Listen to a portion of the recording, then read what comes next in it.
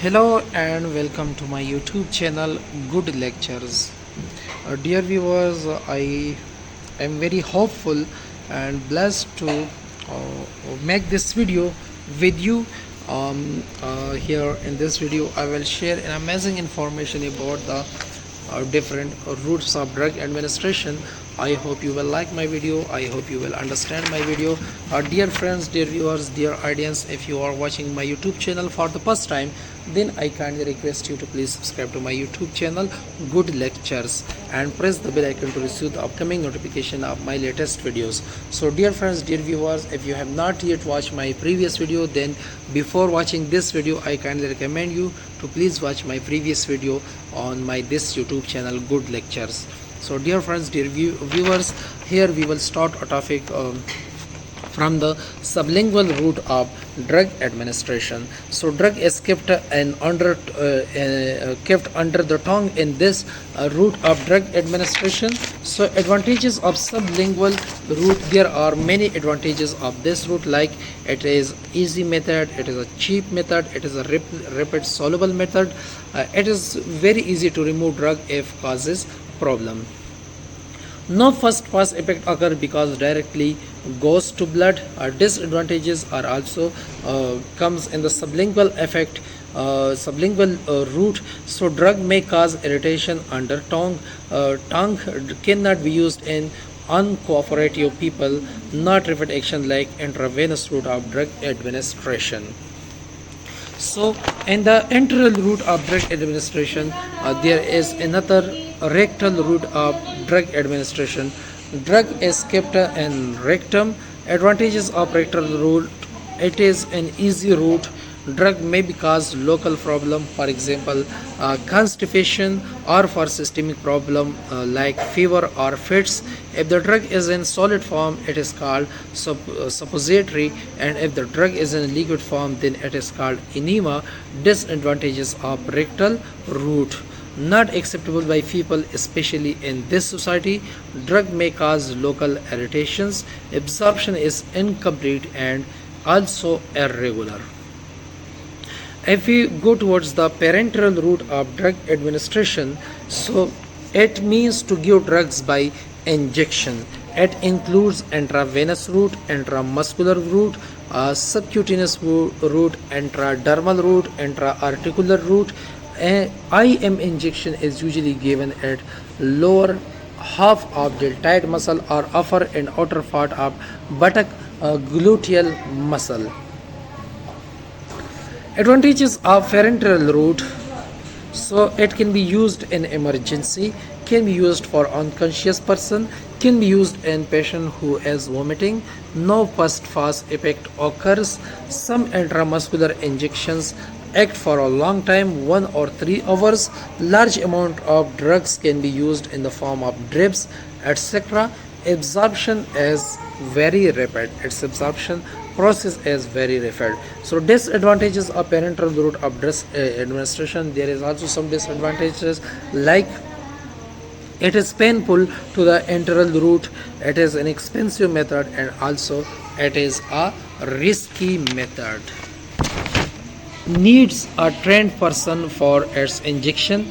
Needs antiseptic procedures. There is a risk of HIV, hepatitis B and C.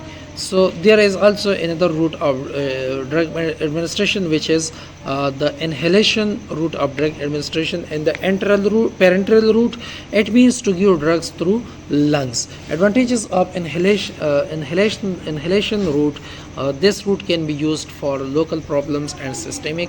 Drugs used for lungs have fewer side effects on body. Disadvantages of inhalation route of drug administration: it is an expensive method. Its procedure is also very difficult. There is another disadvantages of, so we had discussed disadvantages. So topical route of drug administration: it means to apply drugs on target part. It includes the skin solution, ointment, and the creams which are applied for their local action on the skin. Some drugs are applied to mucous membrane of nose eyes, mouth, vagina, urethra, etc. for their local effect. So advantages of topical route of drug administrations are: it is a cheap method, it has no systemic side effects. Medicines can be given by any of the following routes. It can be given by mouth like orally, by inhalation like inhaling, through the mucous membranes, oral, rectal or vaginal, or it can also be given by injection, intramuscular injection, intravenous injection, a subcutaneous injection, or intradermal injection. It can also be used by local application, like it can be used in the external use. It can be given by mouth like liquids, tablets, powders, capsule, and lozenges are given by mouth. While the inhalation, inhaled drugs can produce a systemic or local effects. Ammonia gas is used systemically as an emergency heart and respiratory stimulant for fainting or mild collapse. Some gases are inhaled for aesthetic purposes during surgery. Oxygen is inhaled to relieve respiratory distress. Moist air or steam inhalation is used for relieving inflammation of the mucous membranes, usually have a local effect.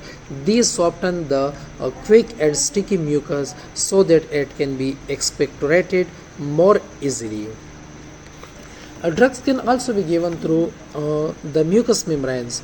Drugs that are to be absorbed through the mucous membrane usually have a local effect.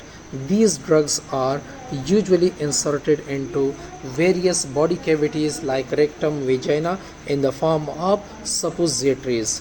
There are a few drugs which are given for a systemic effect like nitroglycerin, explosive yellow liquids also used in dynamite.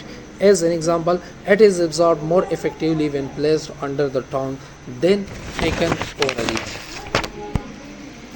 Like local administrations, there are certain drugs which are applied to the skin in the form of creams, ointments, or paints. These are used for their local effects. Like injections, injecting medications injecting medicine into skin, muscle, or veins should be kept to a minimum. Injectable medicine should be used only when it is absolutely ought to be necessary, and these IV is emergency route for urgent effect. Otherwise, these occasions are when the prescribed medicine does not come in a form that can be taken by mouth, when a person is vomiting constantly, regularly, cannot swallow, or is unconscious, and in certain emergency situation where it is important to give medicine without delay. The risk of injection, yes, there is also some risk of injections, like germs enter the body with the needle causing infection. Allergic or poisonous reaction can be caused by the medicine. Way to prevent an infection from injection: boil air syringes and needles for 20 minutes before giving the injection and keep them completely clean. Be sure that the medicine is in good condition and not spoiled. Check the expiry date of the medicines. Clean the injections site with alcohol or soap and water or antiseptic. Carefully follow instructions for injecting the medicine. See chapter on immunization. When using disposable syringes, make sure they are destroyed